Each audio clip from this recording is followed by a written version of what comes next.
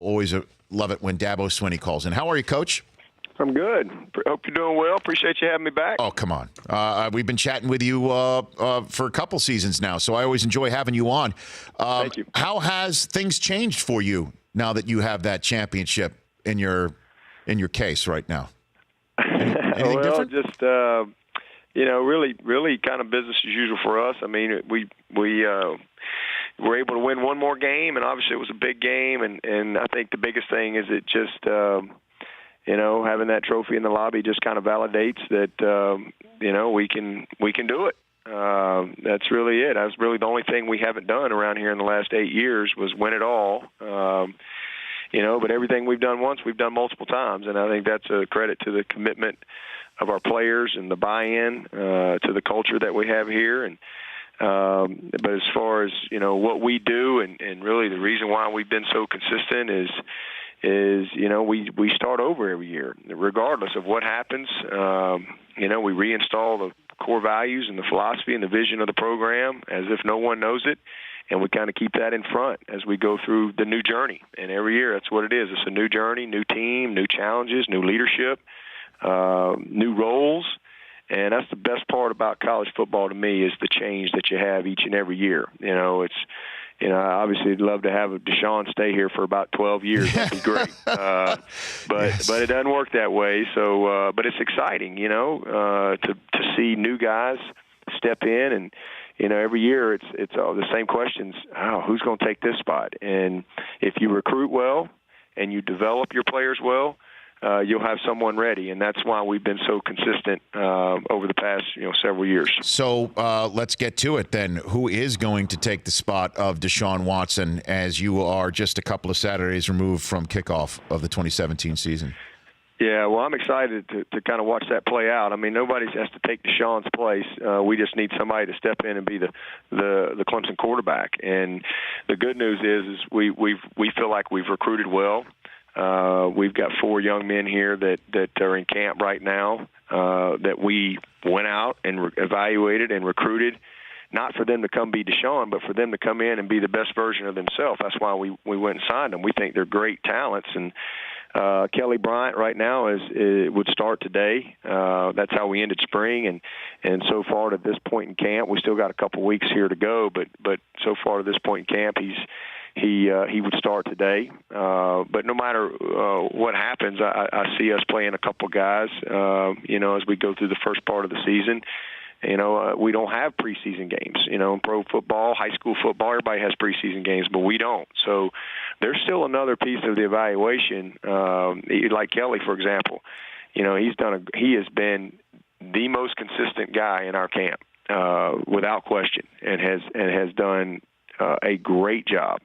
But he's still got to go do it in the games. There's another level, to the solidification of the job, the evaluation of the job that, in college football, you only get when you go play. So, but I'm really proud of the job Kelly's done. And then we've got Zarek Cooper and Hunter Johnson. Zarek's a redshirt freshman. Hunter's a true freshman. And both of those young men, I think we could win with either one of them. So Chase Bryce is another really promising talent. He's not quite ready yet. He just got here this summer. Whereas Hunter and Zarek were able to go through spring. So the good news is I really, truly believe we've got 3 guys that could win for us.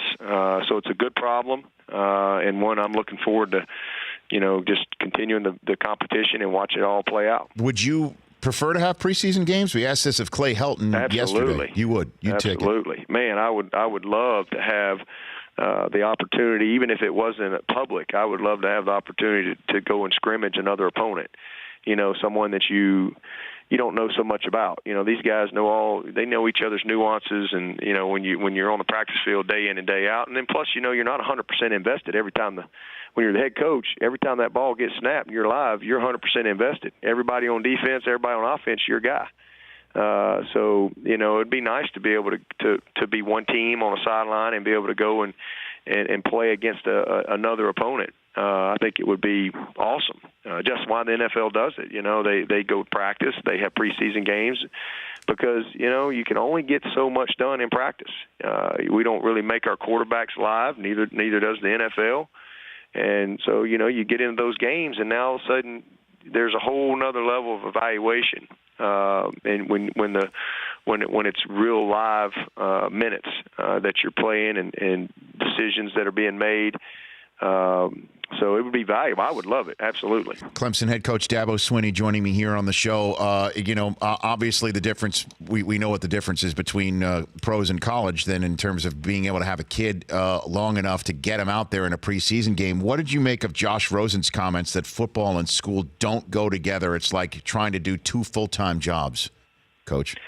Well, I don't agree with that, but that doesn't mean I'm right. I think everybody has a right to their opinion. But I have been a college athlete, and as one who, went to school in Pell Grants and student loans, and then eventually earned a scholarship. So I've kind of experienced, all sides of it. But I believe that, college football is incredible, but more importantly, education. And sometimes people say, well, coaches talk about education, but I can tell you the best stat we got here, and the thing I'm most proud of is I've had 159 seniors in my program, and 154 of them are graduates, and I know the value of an education, and for anybody to say that education is not important, I just think that's irresponsible. Now, if someone feels like that it's too much to do both, well, that's certainly an opinion, and I respect everybody's opinion. I think that, if when people don't value the college experience, then, no one has to do it. You don't have to do it. But I don't know. It's an interesting topic for sure, and who knows what will happen down the road. I don't know if the NFL will have a minor league, or maybe open it up where guys don't have to go to college. They can maybe go right into the pros. I have no idea where it's going down the road, but I know this, there's incredible value in a young person earning their degree, and the work ethic, the commitment, the sacrifice, the discipline that you have to be a student athlete. It is really, really tough. But I know this, pretty much everything great in life usually is tough.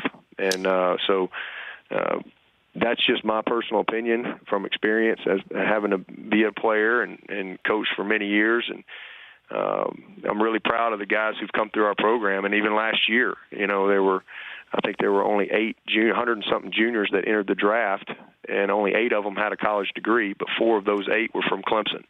Mike Williams, Wayne Gallman, Deshaun Watson, and Artavis Scott. So it's certainly a culture that we have here that we're proud of, and our guys buy into that. That they understand the value of getting their education, and we try to teach them that, hey, you're only going to play football for a very, very short time, and a few of you will have a chance to play after Clemson. But even those guys, you're not going to play long, and so we try to make that a real priority, and our guys have bought into that over the last 8 years, and I think that's why we've been, one of the best in the country academically. A couple more minutes left with Dabo Swinney of Clemson right here on the Rich Eisen Show. Let's talk about some of those players. Deshaun, last time we spoke, you said that anybody who didn't have a first-round grade on Deshaun Watson should be fired. Obviously, the Houston Texans agreed. He is in a battle with Tom Savage right now, and I have to ask, did you notice that DeAndre Hopkins said he prefers Savage? Coach, did you see that? Yeah, we saw that, and I think DeAndre is he's in camp, he's there, and you got a rookie in Deshaun Watson. That doesn't mean he's not a first round talent, but you've got a veteran guy, and he would know better than anybody what his opinion is at that point whenever he made that statement, but. Everybody in football knows that you got to earn it every day, and that's what I love about Deshaun is he's a very humble young man, and he'll take advantage of his opportunity as it comes, and he'll be ready, whenever that time is. But there's no question he's a first round talent. That is not even a question. This is a guy that I really believe is going to prove to be one of the greats, and I can't wait to watch it all unfold. And he'll be a great backup and ready when they need him. And when his opportunity comes, I don't have any doubt he'll seize the moment. But he's a rookie, and he's got to go in there and earn it and prove it every day in practice. And I don't have any doubt that he'll earn the respect of his teammates and the trust of his coaches, and have a great career. Hopefully, Lord willing, keep him healthy. Any last couple questions for you? Any insight you can give us on Mike Williams when folks here in Los Angeles might be able to see him with this bolt on the side of his helmet? Oh, he's a special player. He really is. Great young man. Just another guy I'm really proud of. Very humble kid, and he loves to play. And as soon as he can be out there, I know he will. He's as tough as they come, and just a great competitor. But this guy has got the body and the strength and the ball skills and the athleticism to go with it for such a big guy that it's going to be fun to watch. He's going to be a matchup problem at the next level. There's no doubt. And I know everybody out there with the Chargers are anxious to get him on the field, and whenever that time comes, he'll make his presence known. And last one for you. Speaking of tough going, you've got Kent State to start, then you're home for Auburn, then at Louisville right after that. An unnamed ACC coach said Lamar Jackson is not an NFL quarterback. What do you say on that subject? Last word, Coach. I'm not really worried about what unnamed people say about Lamar Jackson. I'm worried about the Tigers, but all I'm worried about is how we're going to try to figure out how to stop him here at Clemson. Whether he's an NFL quarterback or not, that's for other people to figure out. I'm trying to. I know this. He is a great college player. He's the Heisman, and he is all my knowledge of him, a great young man. And I know for a fact he is an unbelievable competitor. So he's a challenge, and I know that he's got a couple more years of college.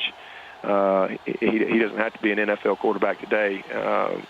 Coach Petrino will tell you that. They're just trying to get him to be the best Louisville quarterback that he possibly can be. And I promise you, nobody's going to be excited about playing Lamar Jackson. He is a great football player and will be a big challenge for us. Coach, good luck this season. Already looking forward to chatting with you during it. Good luck this fall and beyond. Okay, I appreciate it. Take care. You got it. That's Dabo Swinney at Clemson FB on Twitter. The Rich Eisen Show, weekdays at noon Eastern on radio stations across the country and audience. If you like that, please download our app. There's lots of fun things there other than just more of the videos you just saw. You can call us from the app. You can email us from the app. Just download it. Trust me, you'll enjoy it.